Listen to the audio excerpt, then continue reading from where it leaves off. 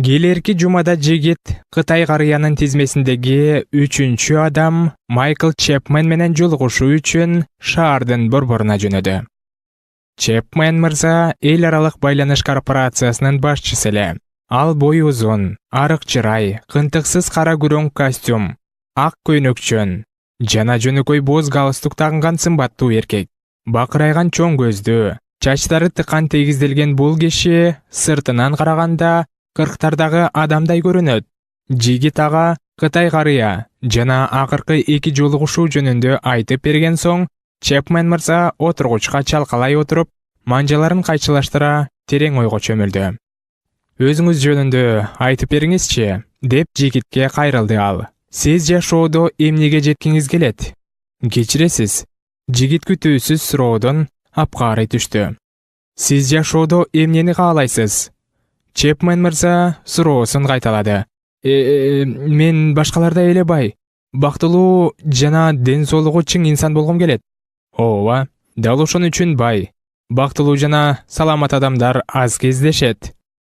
Сиз муну менен эмне айткыңыз келет? Эгерде сиз жашоодон эмнени күткөнүңүздү билбесеңиз, аны кантип таба аласыз? Бирок мен эме эле айтпадымбы? Мен бай, бактылуу жана сак саламат болгум келет. Бул аныктамаларыңыздын баары өтө үстүртөдөн, бүдөмүк жана так берилген эмес.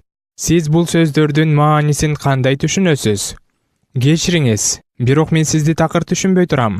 Макул, келиңиз, бай деген түшүнүктү карап көрөлү. Сиз ошол үчүн бул жерге келдиңиз да. Өзүңүздү баймын деп эсептеш үчүн сизге эмне керек? Сиз канча акча иштеп тапканда гана өзүңүздү бай сезесиз. Түшүндүм, деди жигит. Акыры маңдайындагы мырзанын эмне жөнүндө кеп кылып жатканын түшүнө. Азыркы алган маянамдан жок дегенде 2 эсе көп тапсам өзүмдү бай сезмекмин. Жакшы, ушундан баштайлы. Дагы эмне? Өзүмдүн үйүм жана машинем болсо дейм. Кандай үй жана кандай машине? Билбейм, ал маанилүү деле эмес го. Чын эле маанилүү эмеспи? Деп кызыга сурады Чепмен мырза. Демек сиз шаардын жакыр аймактарынын биринен бир бөлмөлүү жепирейген жер үй болсо деле кайыл турбайсызбы?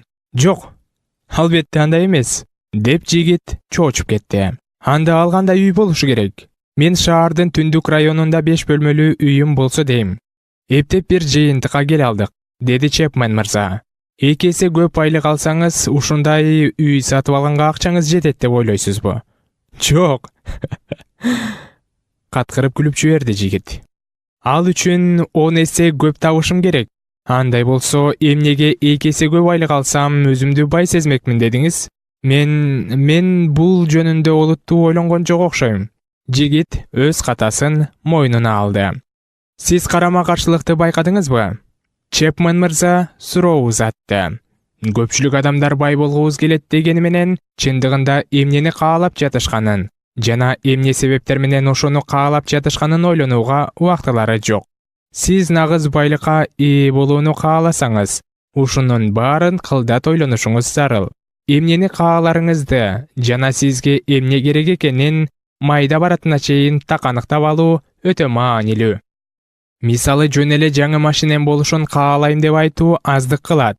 Сиз ал машиненин маркасын, моделин жана түсүн так билгенде гана акылыңыз ошого токтолуп, ага жетүүнүн жолдорун издей баштайт. Так максатка кошуп, сиз эмне үчүн дал ушунусун каалайсыз жана ал максатка жетүү сизге кандай пайда алып келээрин дагы жакшы билишиңиз абзел. Жаш кезимде, деди Чепмен мырза андан кийин, мен коомдогу калыптанып калган системаны жеңе алам деп ойлочумун. Мага эч кандай аттестаттын кереги жок болчу жана эч кандай илимдерге кызыкчу эмесмин. Болгону убактымды кызыктуураак өткөрүүгө гана тырышаар элем. Болгон түйшүгүм ошол болчу. Бирок көп өтпөй жакшы жумуш таба албасыма көзүм жетти. Себеби менин эч кандай атайын адистигим жок эле. Азыр эстесем күлкүм келет. Бирок ал кезде мен окуучулук жылдарымды күнөөлөчүмүн.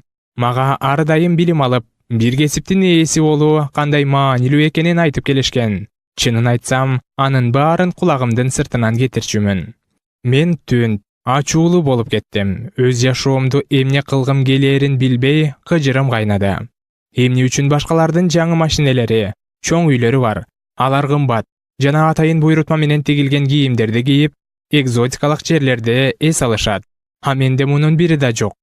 Алар мунун баарына жетиш үчүн окуп, иштеп, тынымсыз мээнетинин аркасында жеткен кезде мен жаштыгымды ойлонбой шапар тээп жүрүп өткөрүп жибергенимди ойлоп, өкүнө берчү болдум. Мен буга баарын ата-энемди, мугалимдерди, жада калса өкмөттү да күнөөлөдүм. Бирок чындыгында мунун баарына бир гана адам күнөөлүү болчу. Ал мен өзүм элем.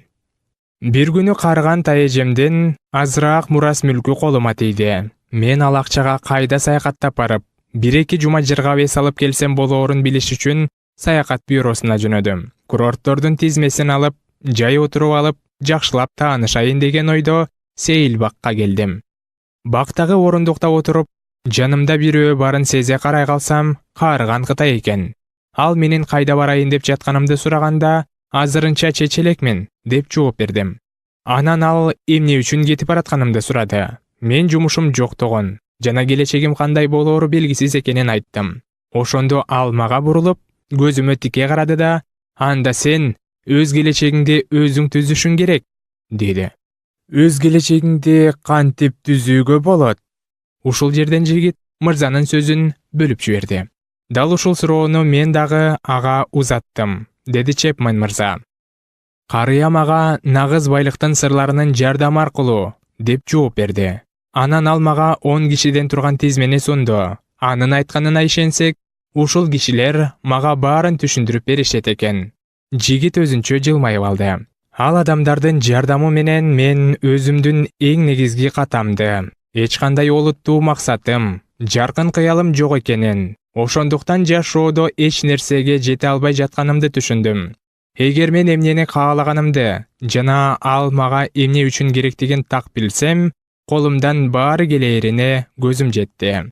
Бул максаттын айкындыгы берген күч. Максаттын айкындыгы, деп кайталады жигит, дептерине бирдемелерди жазып жатып. Сиз байлык жаратуу үчүн биз алдыбызга так максаттарды коюшубуз керек деп айткыңыз келеби? Ооба, баарынан мурда максаттар, деп сөзүн ырастады Чепмен мырза. Сиздин так, айкын максаттарыңыз болуусу зарыл. Жөн эле мен бай болгум келет деп айтуу жетишсиз. Жаркын келечегиңизди куруу үчүн сизге канча байлык керек жана качан керектигин так белгилеңиз. Бул сиздин байлык топтооңузга кандайча жардам берди? Элестетип көрүңүз, сиз саякатка чыктыңыз дейли. Бирок кайда баратканыңыз жөнүндө түшүнүгүңүз жок эле кетип баратасыз. Акыры кайда барып токтойсуз? Аны айтыш кыйын, деди жигит. Дал ошондой, аны эч ким айта албайт. Кандай сезимдерге кабылганыңызга жараша, сиз туш келген тарапка бурулуп кетишиңиз мүмкүн. Ал эми эгер сиз башынан бараар жериңизди так билсеңиз, эртеби кечпи дал ошол жерге жетесиз, туурабы? Түшүнүп турам. Бет алган жериме жетип барам, деди жигит ойлуу. Албетте, негизи эле жашоо деле саякат сымал. Сиз кайда баргыңыз келээрин билсеңиз, ошол жака бараарыңыз бышык эмеспи? Жигит дептерине дагы бирдемелерди жаза салды. Ушул убакка чейин анын эч бир так даана максаттары болгон эмес. Алардын кандай маанилүү экенин эми түшүндү. Максаттын бардыгы, ниеттердин айкындыгынын күчүнө жетүү жараянынын бир гана бөлүгү. Келиңиз, кайрадан биздин ойдон чыгарылган саякатыбызга келели. Бир эле учурда сиз бир нече жерге баргыңыз келди деп элестетели. Кандай кылганда алардын бирин дагы калтырбай баарына бара аласыз? Баарын жазып алышым керек. Абдан жакшы.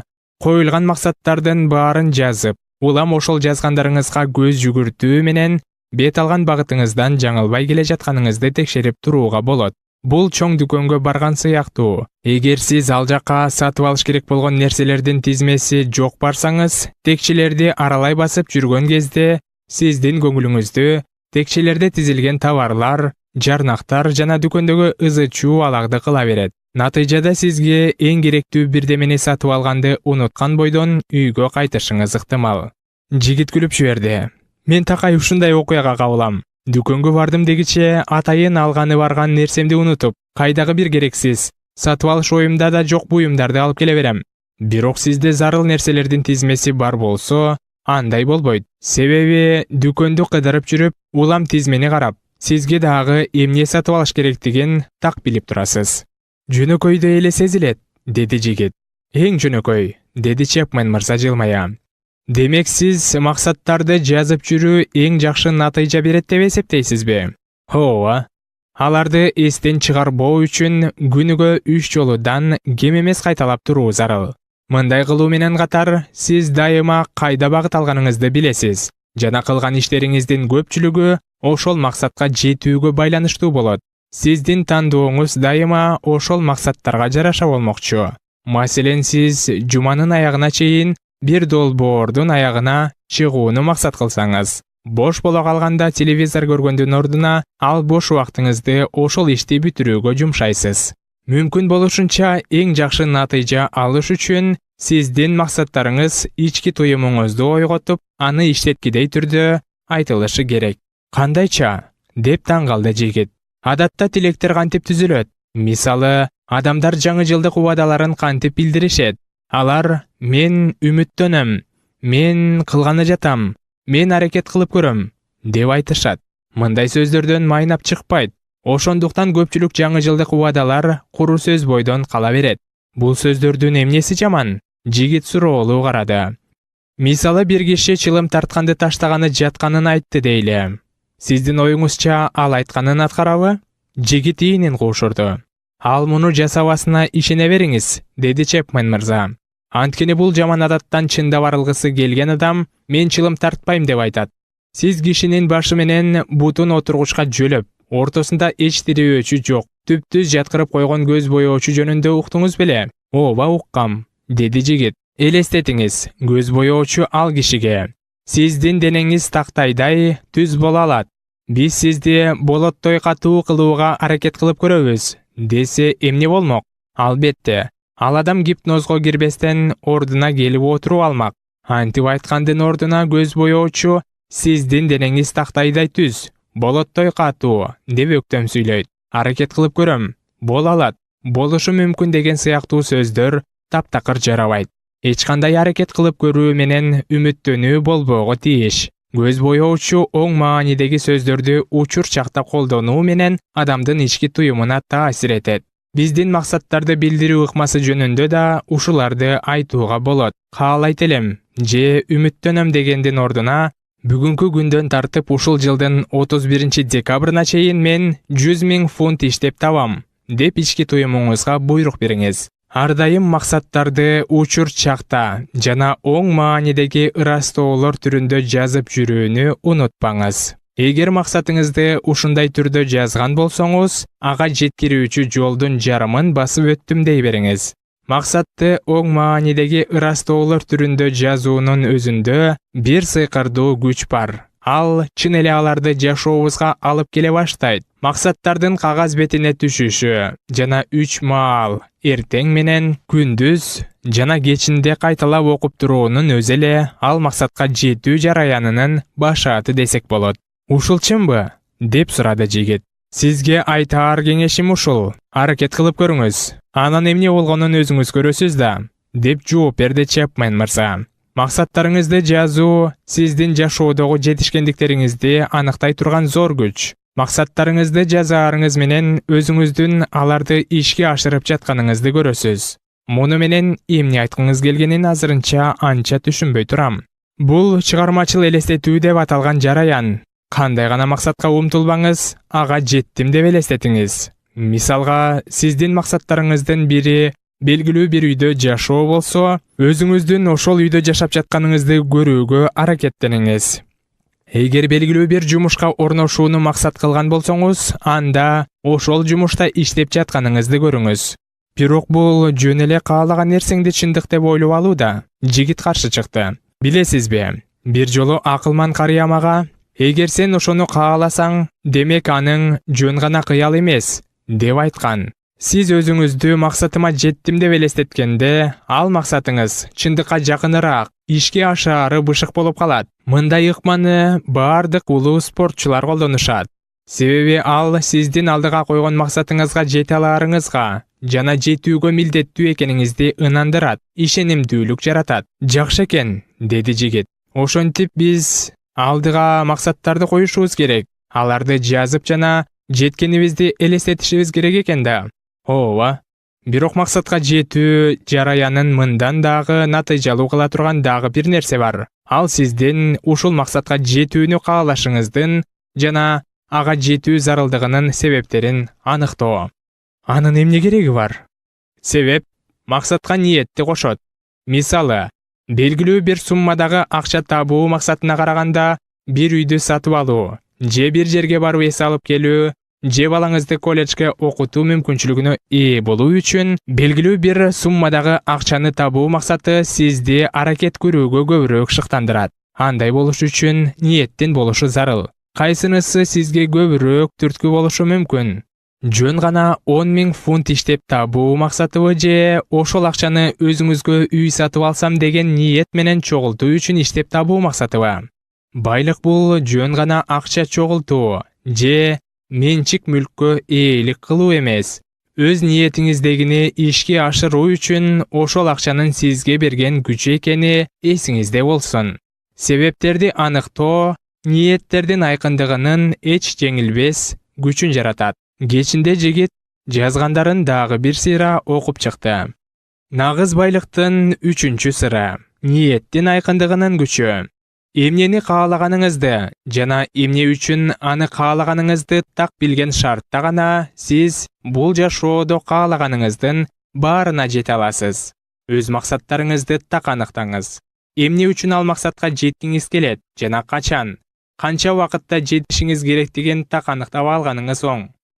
Мисалы, жөн эле бай болгум келет деп айтуу аздык кылат. Сиз канча акчалуу болгуңуз келет? Кандай мал мүлккө ээ болууну каалайсыз? Жана эмне кылсам дейсиз? Так аныктап алыңыз. Өз максаттарыңызды оң маанидеги айтылыштар түрүндө бериңиз жана учурчакта айтыңыз. Мисалы, бүгүндөн баштап жана белгилүү бир убакытка чейин баланча фунт иштеп табам. Бул суммадагы акчага качан жетем деп чечкен болсоңуз, ошол датаны көрсөтүңүз. Максаттарыңызды жазып алыңыз да күнүгө 3 маал окуп туруңуз. Эртең менен, түштө жана кечинде. Оюңузда ошол максаттарга жеткениңизди элестетиңиз. Бул максаттарга жетүүгө эмне себеп болгонун тактаңыз. Байлык акча же мал мүлк жыйноо эмес. Байлык деген ошол акчанын жардамы менен өз ниетиңиздегилерди ишке ашыруу күчү. 4-чү